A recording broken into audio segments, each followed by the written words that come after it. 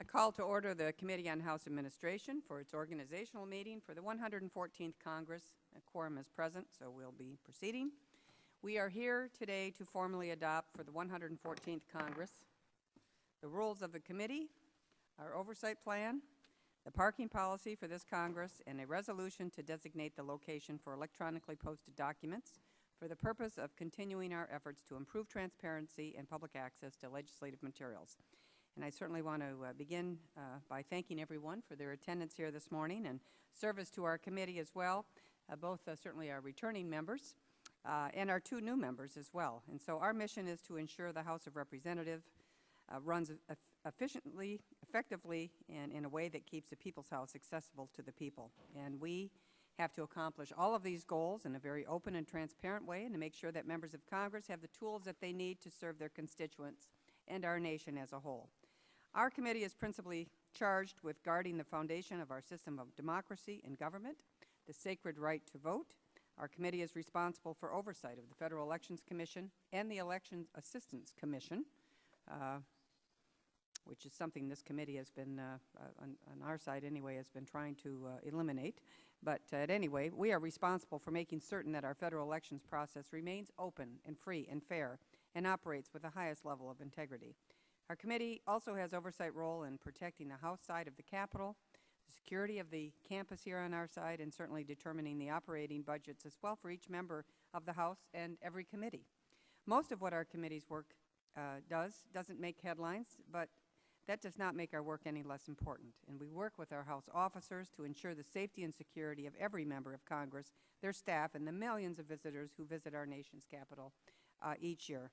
In addition to serving as the chair of the House Admin here, I also serve as the vice chair of the House Committee on Homeland Security. And so I certainly understand that security can never be taken for granted, that we always need to constantly evaluate and reevaluate our policies and security protocols, including cybersecurity.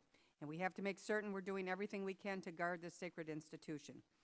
We've had a very sobering reminder of just how real the threats are just 2 weeks ago when the FBI arrested an individual in Ohio for plotting to attack the U.S. Capitol.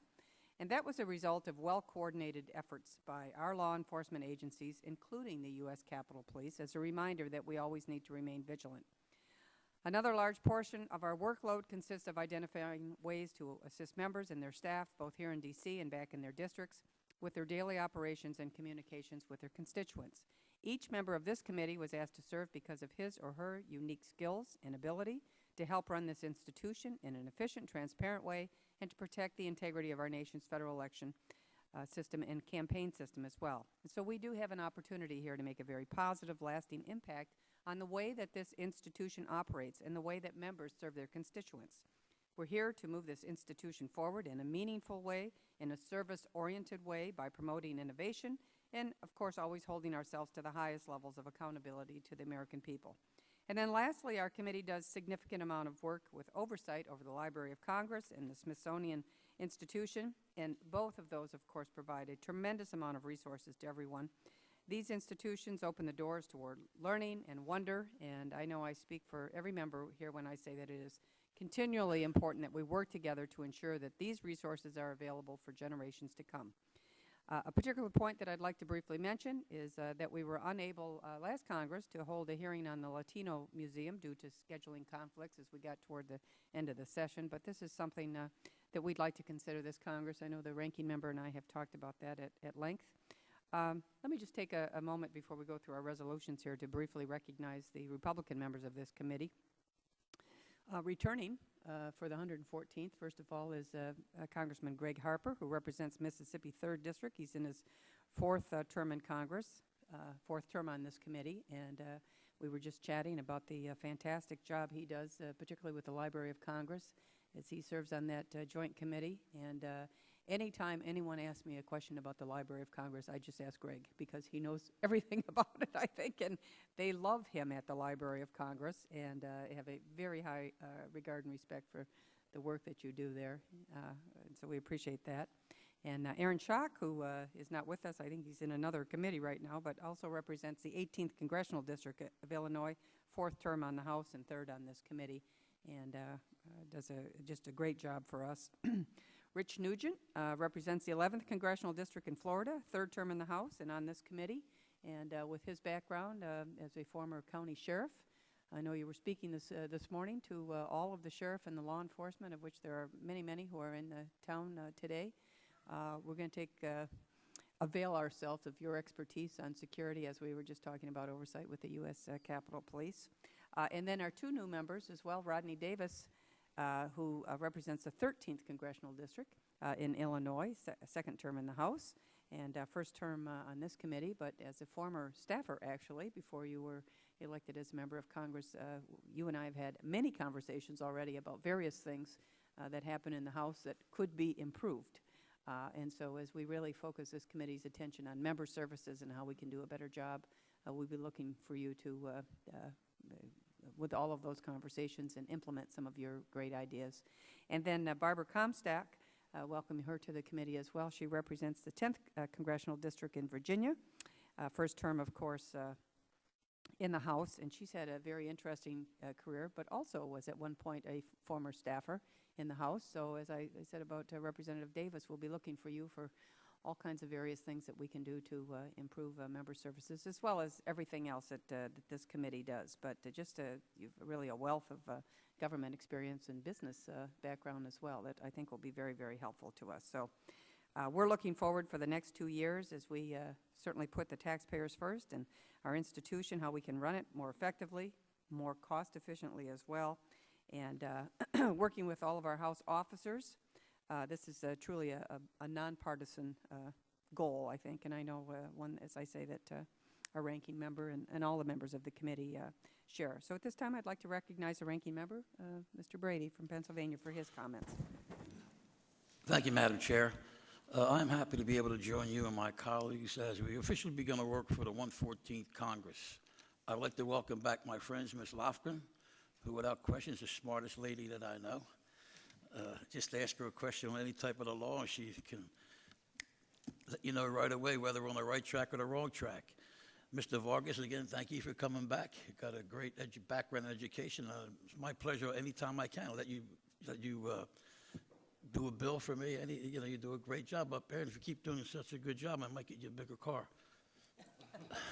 We got to get you a truck or something. That's what you.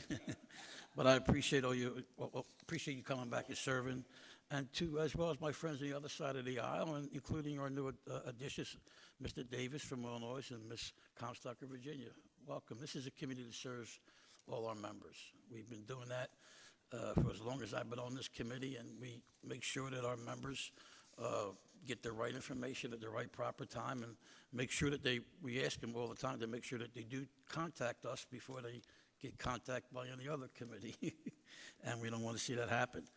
Our primary purpose is to serve members in the institution. 95% of what we do is a committee done on a bipartisan basis, and I'm very pleased that we have developed a strong working relationship that allows us to get things done. Our Democratic and Republican staffs work extremely well together, as we saw in their ability to organize and execute last year's new member orientation, which is a lot of work and a lot of tireless work. And they did a great job, and every new member always come up to me, and I'm sure they had come up to you and said what a great job our staff has done. While some other committees boast about their ability to work together on a bipartisan basis, our committee actually accomplished that goal. I would like to recommend that the Democratic members support the 4 resolutions before us today: the committee rules, oversight plan, electronic repository resolution, and parking policies have been developed with our input, and I encourage their adoption. Once again, welcome to the members. Welcome you all back, the old members, and Madam Chair, all returning members. I look forward to the important work of this committee, and needless to say that we work together for a simple reason, because you are a class lady and a pleasure to work with, and from time to time we do know our pay scales, and when it's over our head, we recognize that. You recognize that with me, and I certainly recognize that with you. But we do have to disagree from time to time, but we were never, and I've never seen any time we were disagreeable. So thank you for returning, and thank you again for working with us. Thank the gentleman very, very much for his comments, and it has been a pleasure to work with you for the last Congress, certainly. And as you say, sometimes we don't agree on every issue, but certainly this committee, for the very most part, is a very bipartisan committee, and we're united really in a common goal of service to our members. And I also appreciate what you've said about the staff. And Representative Comstock can tell us firsthand about the new members' orientation and the staff work that happened on this committee, both our staff on our side and Kyle's sitting behind you and everybody that works for him. And really, I think that was one of the more effective new members' orientations that we've had. At least I heard that from a number of folks. And so we really, I can remember laying awake at night thinking, oh my gosh, I wonder if we forgot to tell them this. But then I thought, how would they know? They're brand new. They wouldn't know if we forgot. But I think we covered everything as well as we could, but we can always improve, and so we look forward with some comments on that.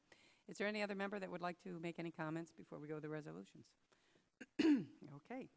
The first item on the agenda is the consideration of the committee resolution 114-1, which is the proposed committee rules for the 114th Congress. I now call before the committee resolution 114-1, the committee rules. And without objection, the first reading of the resolution is dispensed with, and the resolution is considered read and open for amendment at any point. Pursuant to House Rule 11, Clause 2, the Committee on House Administration will adopt written rules governing its procedure. The proposed rules are similar to the rules adopted by this committee during the last Congress, and they conform with the recent changes to the House rules as amended in this Congress. Overall, our committee rules provide for a strong structure to accomplish our oversight and goals for pushing forward legislative initiatives.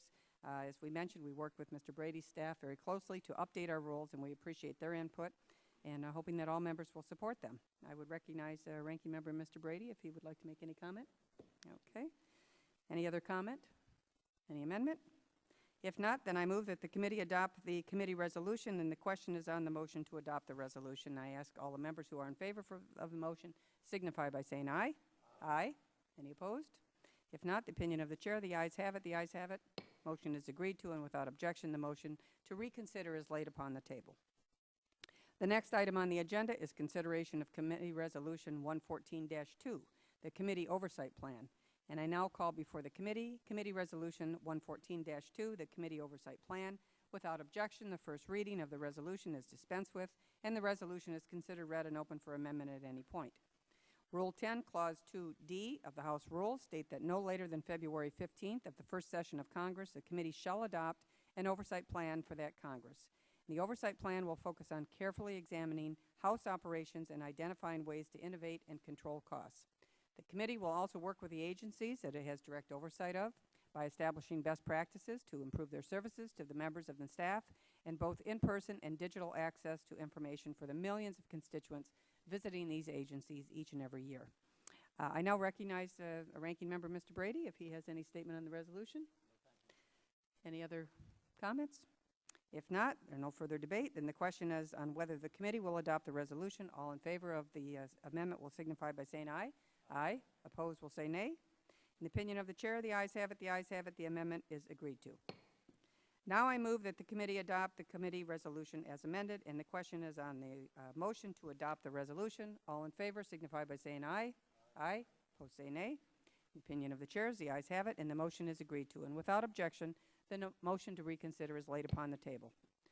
Third item on the agenda is the committee resolution 114-3, the parking policy for the 114th Congress. Pursuant to House Rule 10, Clause 1, the Committee on House Administration has jurisdiction over the parking facilities used by members, staff, and authorized personnel of the House of Representatives. I call before the committee resolution 114-1, the committee parking policy. Without objection, the first reading of the resolution is dispensed with, and the resolution is considered read and open for amendment at any point. The parking policy for this Congress was created again in consultation with the minority. I certainly want to thank them for their suggestions, the bipartisan work on the parking policy, and I further want to thank the House Parking Security for working with the committee in developing the policy.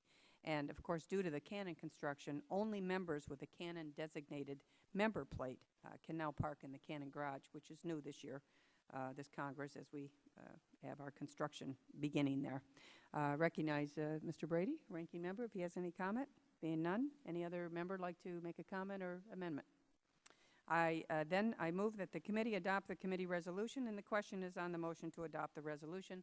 All members in favor signify by saying aye. Aye. Opposed say no. The opinion of the chair, the ayes have it, ayes have it. Motion's agreed to, and without objection, the motion to reconsider is laid upon the table. The last item on the agenda is Committee Resolution 114-4. This is a designation of an electronic repository. And without objection, the first reading of the resolution is dispensed with, and the resolution is considered read and open for amendment at any point. Pursuant to House Resolution 4, Section 3.0, the Committee on House Administration designates the permanent electronic repository for the public availability of documents as required by Clause 3 of Rule 24. And this resolution designates a website, which is docs, D-O-C-S, .house.gov as a repository. Having this electronic repository allows our House to continually improve the ways that we provide information to our constituents, and there's certainly nothing more important than holding ourselves accountable to the American people and ensuring the public has easy access to legislative material, and that only furthers our efforts to improve transparency, I think, in this institution. Docs.house.gov, the committee live streaming program, and other transparency measures have made the House more transparent than ever before. I want to thank the Speaker's office and the House officers as well for their efforts in this area. I'd like to ask Mr. Brady if he has any comment. Being none, any other member have a comment or amendment? Then I move the committee adopt the committee resolution, and the question is on the motion to adopt the resolution. All members in favor signify by saying aye. Aye. All members opposed will say nay. The opinion of the chair, the ayes have it, the ayes have it. The motion is agreed to. Without objection, the motion to reconsider is laid upon the table. This concludes all the matters before the committee. Again, I want to thank all of the members for their participation this morning in this very expedient hearing that we had this morning, but I certainly look forward to working with each and every one of you as we go forward into the 114th Congress. And Mr. Ranking Member, we got a lot of work to do, but as you say, we work together very well, and we're looking forward to all of the challenges that are facing our nation and this committee as well. Thank you all very much. With that, meeting adjourned.